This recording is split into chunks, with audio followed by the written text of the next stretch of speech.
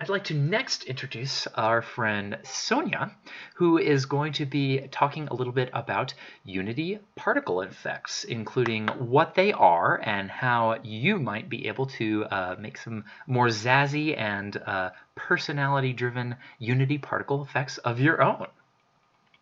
Please, round of applause. Hello, I'm Sonya, and my talk is about making Unity particle effects with character. Quick introduction to me, I am Sonya, and I'm a freelance AR and VR artist and a Unity developer here in Portland. I work sometimes in games and sometimes in kind of game-adjacent spaces.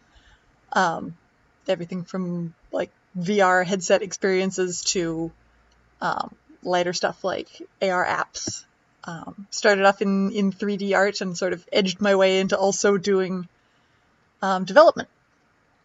And you can check out my portfolio page right here at sonyaneunzert.com. Let's talk about particles and what we're trying to do with them.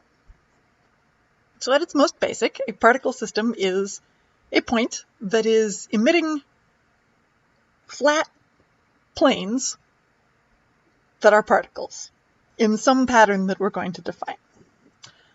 And this is really good for things that are not easily modeled as like actual 3D models, like fire or smoke or electricity, rain, magic, energy effects, all that kind of stuff. And what we're going to use these for is basically to sort of paint in and on our Unity scene with light. We're going to use these particles to add kind of bright, what they call additive effects. So something that adds brightness, light, or color to your scene and doesn't like cast shadows or anything like that. It doesn't really interact with light the way a modeled object would. So we can kind of create these illusory effects. We're not striving for realism because we're much more interested in what these effects are communicating in your game. Like, do you have particles emanating from an object that is some kind of reward for your player that you want them to move towards? Is it communicating like that an area is dangerous? Is it a narrative element? Like you've got a machine, it's got this particle of like blue sparks like spitting out of it, and so you know that it's broken, it needs to be repaired, something like that. Is it masking or hiding something? Like you're transforming one object into another object and you mask the transformation with a little puff of smoke so that it looks kind of seamless. Anything like that. There's a lot of different applications. And so that's important to know before you start out. So there's two main pieces, and I'm going to do a couple of examples in Unity of setting these up.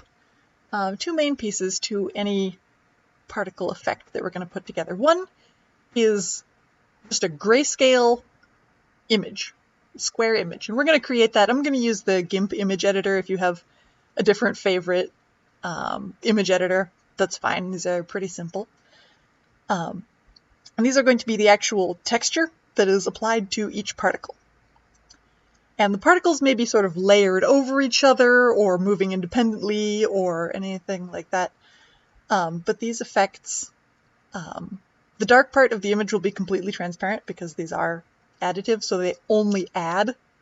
They can't subtract brightness from the image that you're looking at. So all you would see would be sort of the glowing pieces. And additive particle effects are also interesting in that if you layer a bunch of particles over each other, the amount of brightness will add. So if you have a whole bunch of these flame particles kind of layered over each other, they will get brighter and brighter where the white parts overlap, which can absolutely be used to your advantage in creating this. But it's a good thing to keep in mind. And we'll go through building some of these. Things to consider as you're building them: directionality.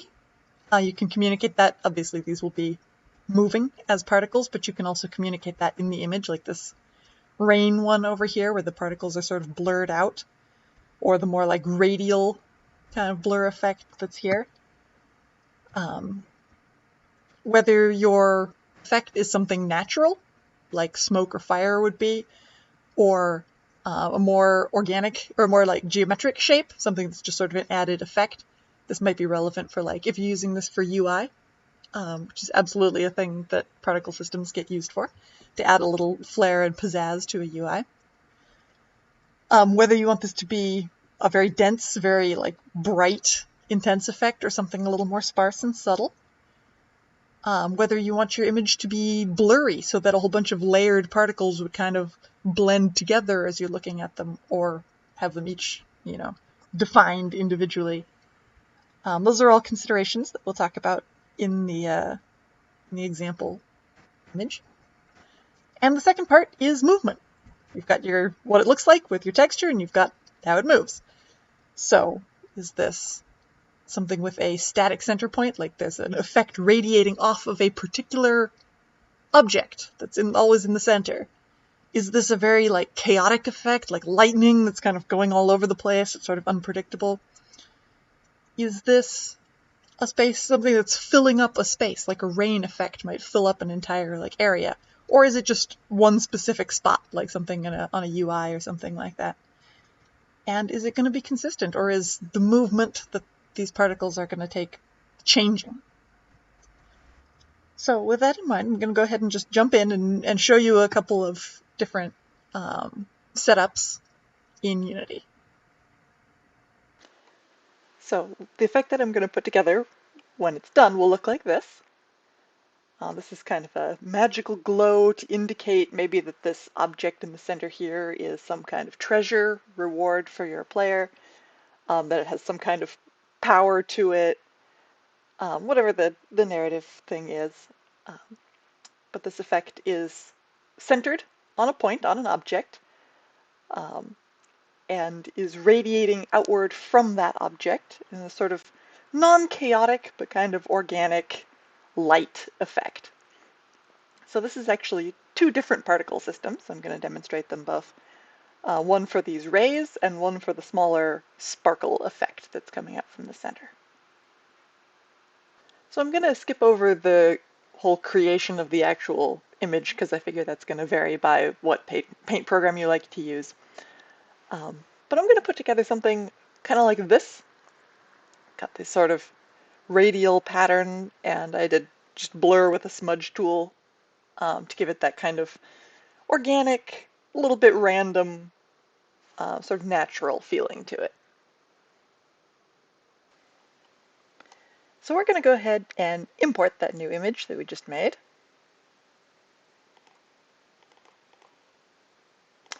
And we're going to create a brand new material.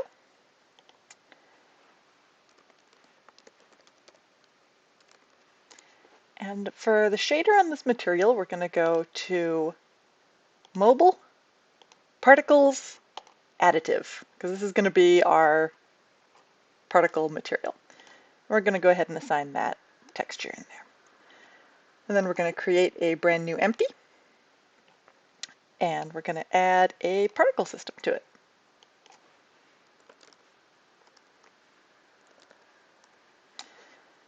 So right now we've got the default magenta particles. We're going to come down here. We've got all of our particle system settings in here. And down at the bottom is renderer, where we can set the material. I'm going to grab that and drag it in. Now we see we've got these little sparklers. So there's a few things that we want to edit on here immediately. One is we don't actually want these to move. We want them to sit at the same center point and just move, kind of radiate or rotate around their own centers here, all kind of layered on top of each other. So right now it's moving because its start speed here is set to 5. We're going to just set that back to 0. And our particles are still not emanating from the same place because right now they have this emission shape that's set, and it's set to emit in kind of a cone shape. We don't want that. We want them to be in the closest that we can get to emitting from a single point, which is I'm going to set it to a sphere, and I'm going to set the radius of the sphere to 0 or as close as it'll let me. And here you can see this additive effect where you can't see any of the parts that are dark, but everything's all layered together and it's kind of got this like blown out, overly bright effect because we've got, according to this, 50 particles layered on top of each other, which is not what we need right off. So we're going to go over here to the emissions tab. And right now it's emitting 10 particles every sort of cycle of the particle system. But each of them has a lifetime of 5. So we end up with 50 total particles because each one is popping into existence and then staying for 5 cycles of the particle system. So we're actually going to set this down to like 2.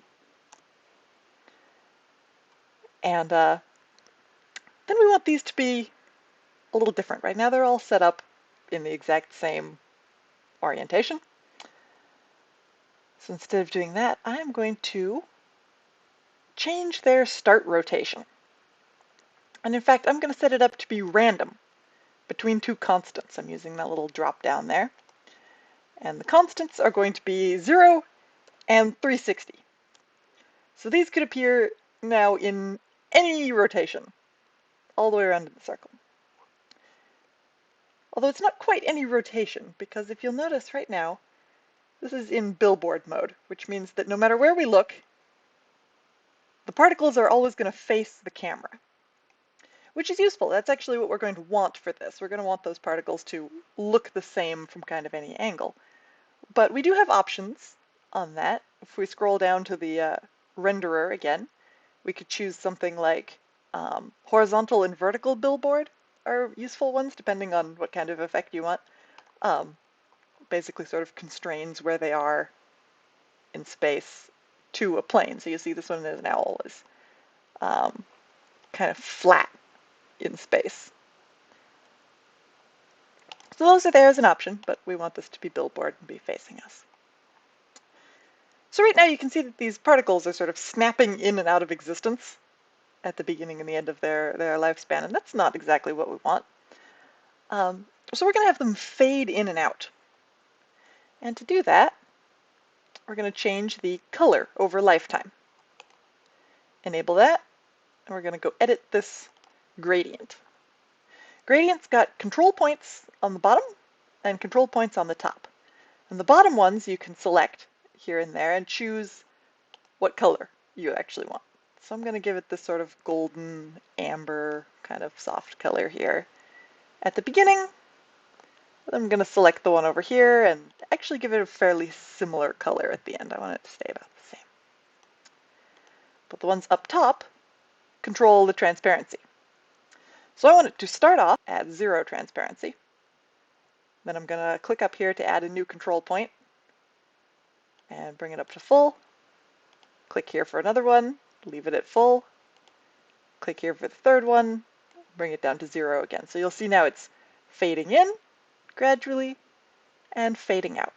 And actually, because I want this to be a fairly soft effect, I'm not going to bring it up to 100%.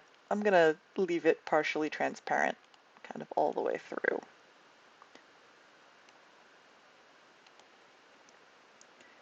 But now you see we've got this sort of gently fading in and out kind of light effect here. So cool. But the last thing that we want to do is make this a little more dynamic. We want these rays to move slightly, only we're not going to move the actual particles themselves.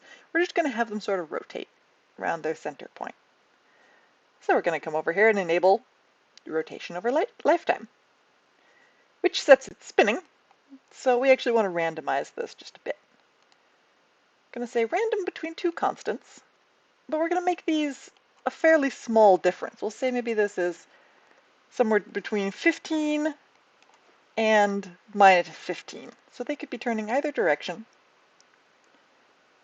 They've got this sort of gentle rotational energy. It looks sort of random between all of these sort of layered particles. The last thing that we're going to come up and do with this is we're going to adjust the lifetime and the emission rate, which, you know, the two of those together will control how many particles we actually have on the screen. So I'm actually going to set the emission all the way down to 1. I'll set the lifetime a little higher. That also makes those particles move more slowly in their rotation, because they have more time that they're rotating over. So we'll set that to maybe 8. And we'll get this nice kind of radiant effect here. So this is the image that I'm going to be using for the next part for the sort of sparkles effect, which is basically just a few little dots here arrayed randomly around the image, and I added a little radial motion blur to that for a sort of to just enhance the directionality of those, since they're going to be moving from the center kind of outward as each particle is going to scale outward. And I'm going to import that in here. And then I'm going to create a new material, just like I did before.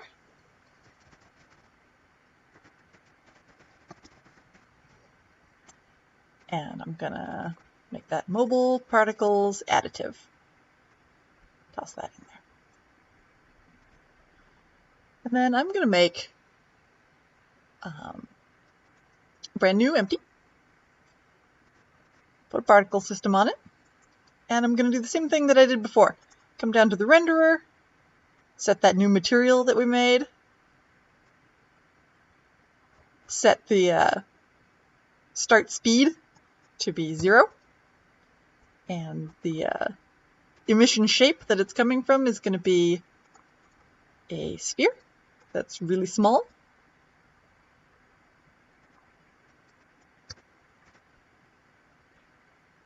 And we're going to make sure that it's at the same position as this other one. So I'm actually just going to set them to 0, 0, 0, and this one to 0, 0, 0.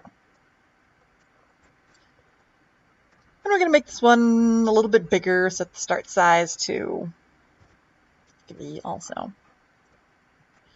we're going to set this one up in a similar way with the randomized starting rotation, so that these can kind of be in any orientation. And the same sort of fade in and fade out using this color over lifetime. Gonna set up same sort of alpha gradient where it starts off fully transparent, fades in, disappears back out. We'll give it a nice warm kind of gold glow color so it matches.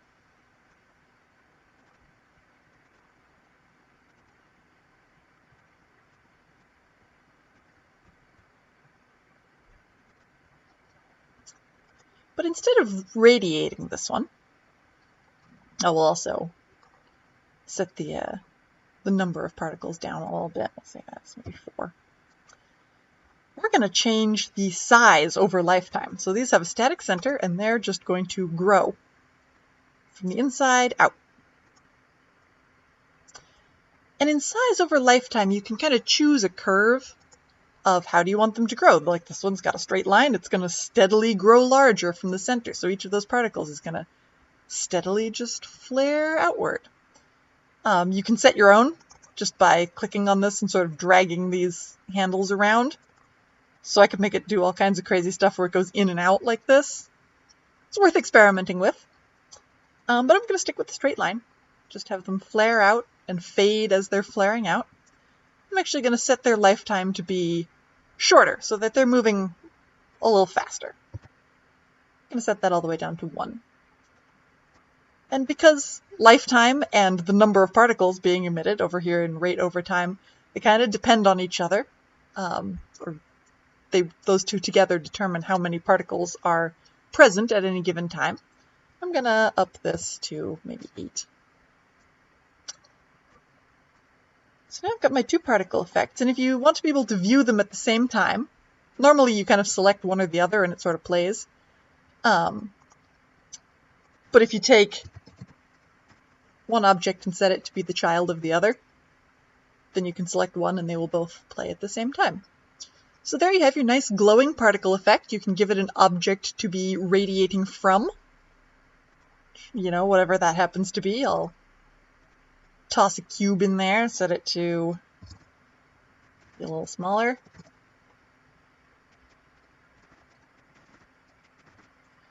And And there we have our magical radiating cube object.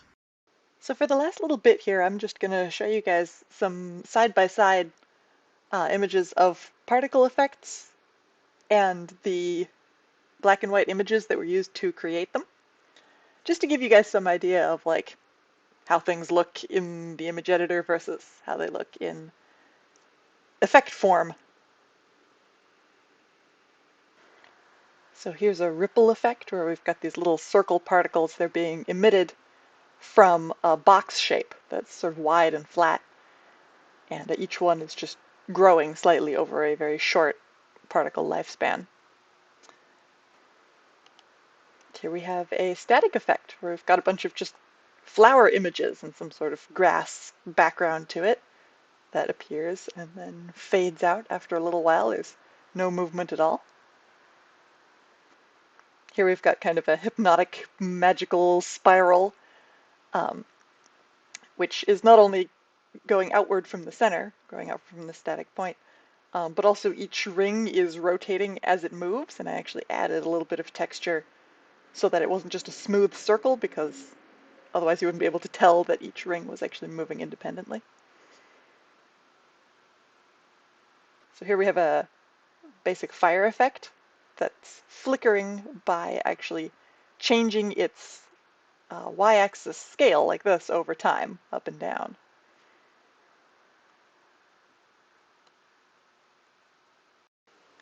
So that's what I've got for you guys today. Thank you for listening. I hope this was useful to anyone who's interested in sort of digging into this whole particle world of Unity. And let me know if you have any questions. All right. Thank you so much, Sonya. That was awesome. Fun. I love the showcase at the end. So cool.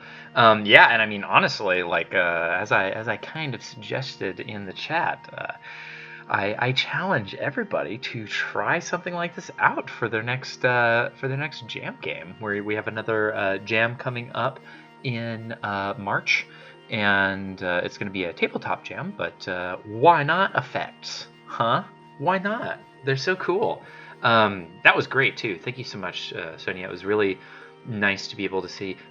Sonya just said in the chat right now, like sometimes I just entertain myself by messing around with the particle settings, and it shows that there's like a lot of like I think this talk shows that there's a lot of mastery around what you can really work to achieve, especially if you're going for a very, very specific look for example, rain or something like that. But yeah, thanks so much for showing us all of those different elements of what is just this just comes in stock Unity download. So as Sonya is musing about, you could also try to just play around with some of these effects yourself and come up with some awesome stuff. I mean, even just the static effects, I think, are so useful when you're trying to make something like a jam game, or you know, maybe something that's going to come up in your long-term project. I know that Tyler Sungorth is definitely going to be making use of that hypnosis effect. That's a very Sungorth effect that'll probably make an appearance in that game. Oh my god, yeah, cube pig particles. That'd be fun. Good idea. Does anybody have any questions for Sonya? I think Sonya is in the Discord, so if anybody has any questions for Sonya in the future, I know that she posts every once in a while and stuff that she's working on, and I think being able to maybe talk again in the future sometime, maybe even like a particle effects showcase or something like that would be a very interesting talent talk in the future. Sounds like everybody's really into it, but or maybe a workshop or something like that. I'm not committing Sonya to that, by the way. We'll talk. I'll reach out to everybody and see what. This is just giving me ideas for new PIGSquad workshops and stuff like that. So that's awesome. Thank you so much.